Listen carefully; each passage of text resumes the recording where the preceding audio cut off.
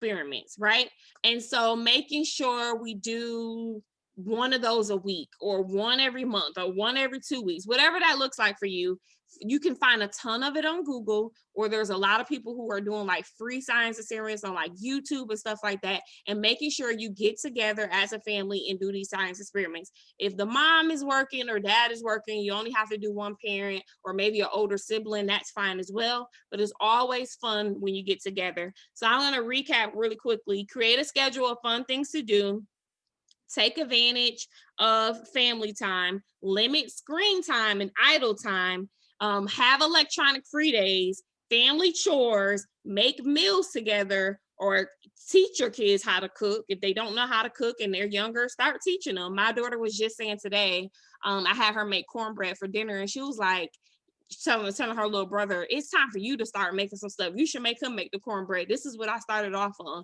And so teaching your kids how to cook, I thought that was cool that she remembered the first thing that she made. And then the next thing I mentioned was the science experiments, getting together, blowing some stuff up, whether you do it in the backyard, front yard, maybe not in the house, but just having fun together as a family. The next thing is staying active. I don't know about y'all, but that has been a challenge in our house. And so normally I'm trying to walk every single day. My husband, sometimes. And then for the kids, of course, they're like sitting in front of the laptops. And so just overall, we're not being as active as we would have been if we're going in and out of the house every day, if they were in school. And if I was going in and out, running more errands or doing more of the things outside of the home that I used to do.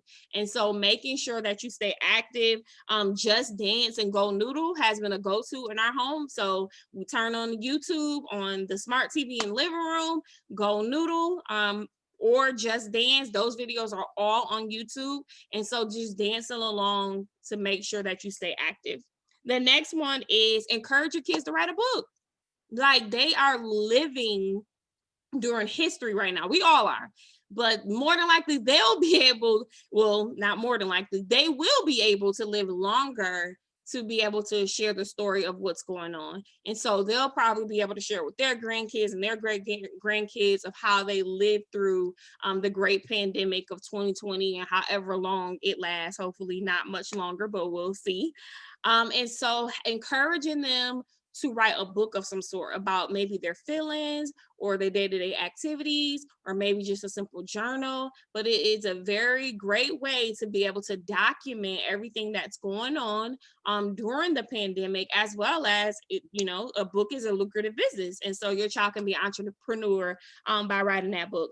So that's something as well. Theme days. So, and I started a group, our county that we live in is Gwinnett County Digital Learning Group. We gave it a try at a Spirit Week. And so having theme days were like one day, I know they're not supposed to wear pajamas on cameras, but like maybe pajama pants, crazy socks, maybe a crazy hat. I don't know if that's not allowed at some of your schools, but do within what's allowed at your school, and just have some type of creative theme days. This is especially fun for the smaller kids. Maybe they get to wear their costume, their favorite sweater, tacky day, whatever, that crazy hair day, whatever that may look like, but having some type of theme days just to change things up a tad bit. Create a reward system. And so if your child is doing good, you loving the grades that you're getting with the virtual learning, or they're going into the classroom, how about a reward system to reward them every day, every week, or maybe at the end of the 9 weeks, or whatever your semester length is. And so creating a reward system not only is fun, but it keeps your kids motivated to do well as well. Movie marathon. I love movies. And so that's the next creative idea that I have for you. Picking a day, or maybe for the week, we're like every day after school, we're going to start a movie marathon. We're going to watch all these movies. My favorite time of the year to watch movies is like coming up right before Thanksgiving, all the way to after New Year's. I am watching every Christmas movie I can find on the internet and on TV. And so that's my favorite movie marathon time. But why wait? Why wait to Thanksgiving or prior to Thanksgiving? We can do Christmas movies now. If y'all know some Christmas movies, make sure you let me know what your favorite Christmas movie is. More than likely, I probably already seen it, but please share with me, because I'm looking for Christmas movies all the time. Or how about a Disney movie marathon? Whatever type of movie marathon. I've been wanting to do like a 90s movie marathon, like all the movies that I watched like when I was a teenager. I just believe that'd be so dope. And so have a movie marathon, introduce your children. We tried to do this before with like TV shows, showing them like Step by Step, Family Matters, all those little shows we used to watch when we were younger, me and my husband on some nights when we were together as a family on Hulu. Hulu actually has a lot of these old school TV shows, Cosby Show and all that. We tried to let them watch it and they just was not hearing it for some stuff. Some stuff, let me be honest, y'all, I was watching like, oh my God, I watched this as a child and they said that.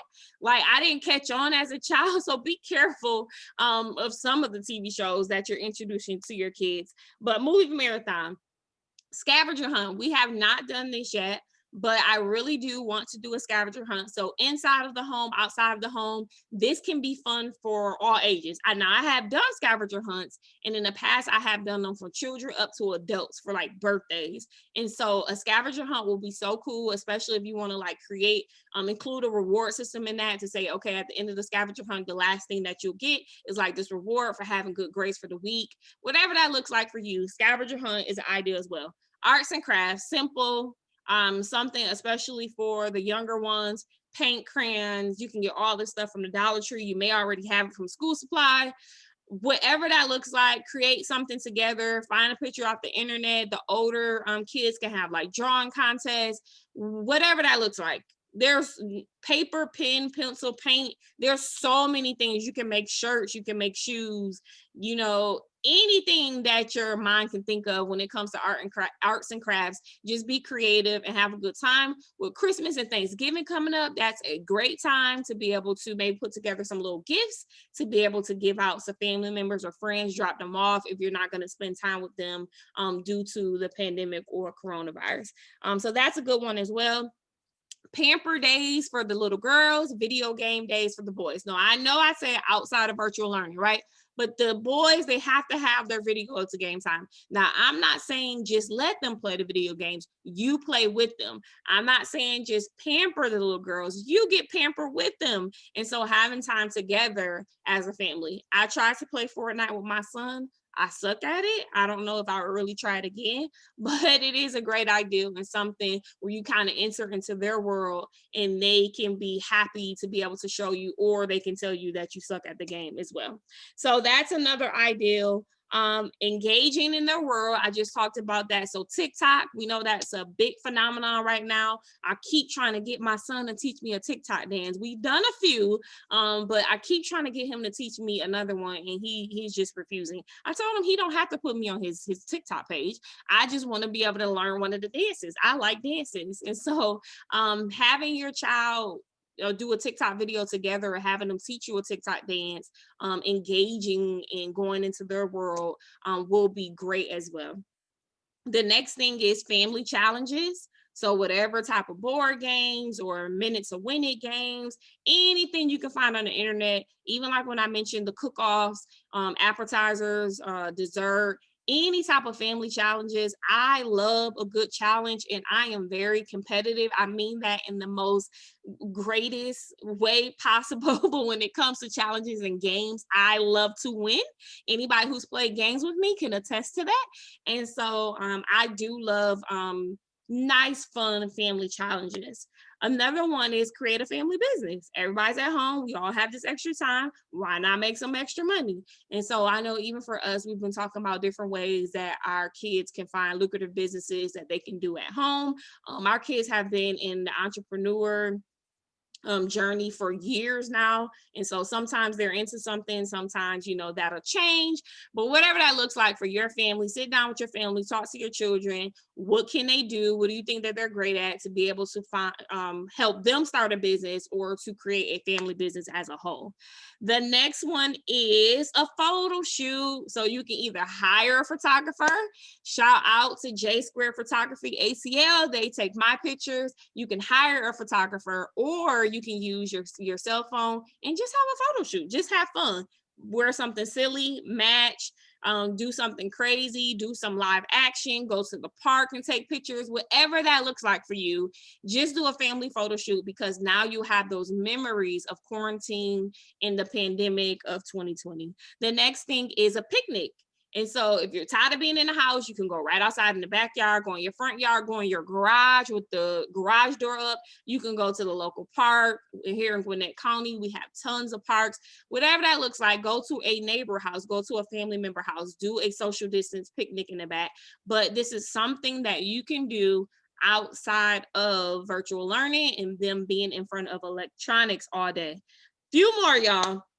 The next thing is create vision boards. And so 2021 is coming up.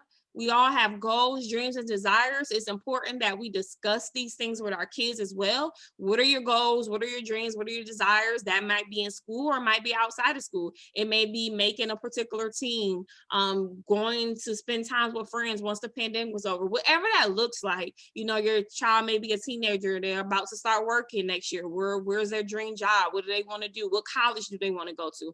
Creating vision boards together is not only thought provoking, but it opens up a conversation for you to have together as a family. And so you don't have to wait to January. You don't have to wait to December. You can create vision boards now. It can be vision boards for whatever you want to accomplish for the rest of 2020 or again next year. But creating those vision boards together is something fun to do outside of electronics.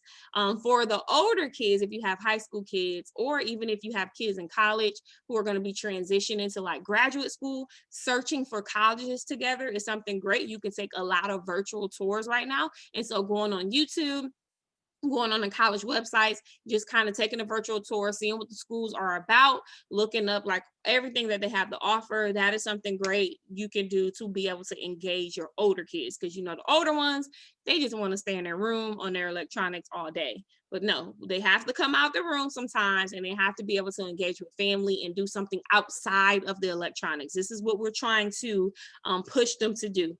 Last few is teach them a new chore or activity. And so if it's something you just like, okay, you're old enough, just especially for my moms with younger kids, you're old enough. Now it's time to give you a little bit more responsibility. Now we have time to be able to teach them another chore or maybe an activity. And so it may not necessarily be anything that they're going to do to be responsible around the house. Maybe you just want to teach them like a new sport or anything, any activity, being able to teach them something new. Fishing, that's something that may be fun for the dads to be able to teach the kids. The next one is, I'm actually going to leave that one last. So two more. The next one is teaching your child another language. If your child decides, it doesn't matter if they want to be a business owner or have a career where they're like in corporate or whatever that case may be.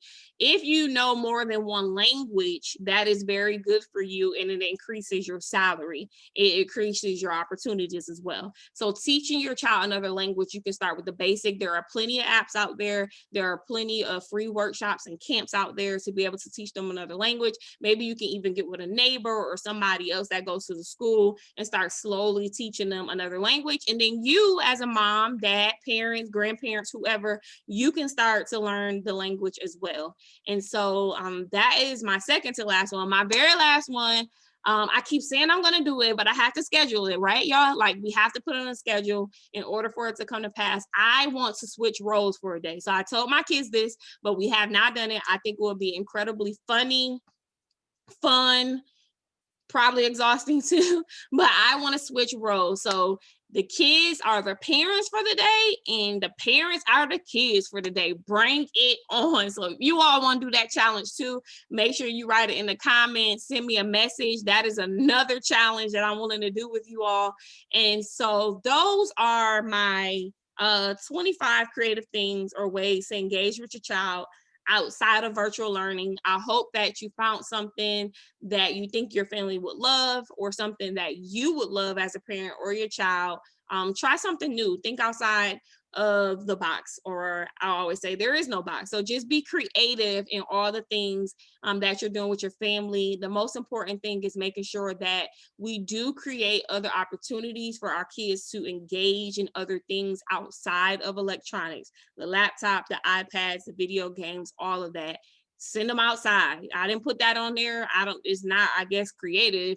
It's old school. Send them outside to play. If you don't feel comfortable with that, find something from the list of items that I gave today to be able to, again, engage with your children outside of the virtual learning.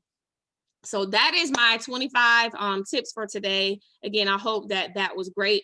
Thank you so much for coming on with me every Sunday night, 9 p.m. Eastern time. I will be here again next week. Again, if you have a particular topic that you want me to discuss or talk about, please let me know. Send me a message, and I'll be happy to come on. If it has to do anything motherhood, I'm on it. We'll do it. Also, I want to invite you all to come on to be my VIP guest. Alice, thank you so much again for coming on with me. So if you have any questions or comments, you're more than welcome to ask them at this time or put them in the comment box. You all can come on live with me next week as well. It is totally free, but you do need to register. And the reason why you need to register, y'all, it's so many hackers out here with the Zoom now. And so I need to be sure that you are the only one getting into this Zoom. And so I do need you to register, but it is totally free. But I would love to see some of your faces and hear some of your comments or your questions in regards to the topics that we discuss every week. So before I go, I just want to say, whatever your favorite one was, please put that in the comment box. Let me know what it is. If you're willing to do any of the 2 challenges that I mentioned, please put it in the comment box. If you're watching the replay, thank you so much for watching. Make sure you all are tagging and sharing with another mom. Thank you, and you all have a great night. Have a productive week.